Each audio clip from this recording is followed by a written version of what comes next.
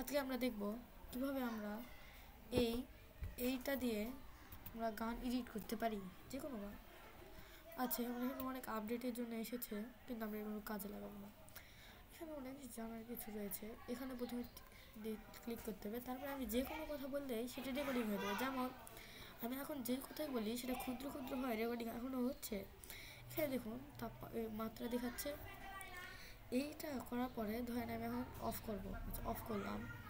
এখন আপনি ফাইলে যাবেন, নিউ নিউ নয়, আপনি ইজিটে যাবেন, না সরি, আপনি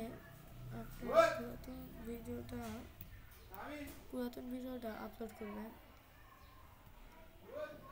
এই যে পুরাতন ভিডিও সিলেক্ট, এতে টিপ দেবেন, আপনার এখানে সকল শব্দ শুরু হয়ে যাবে। যেমন আমি এখন যে কথাই বলি সেটা ক্ষুদ্র ক্ষুদ্র হয়, রেকর্ডিং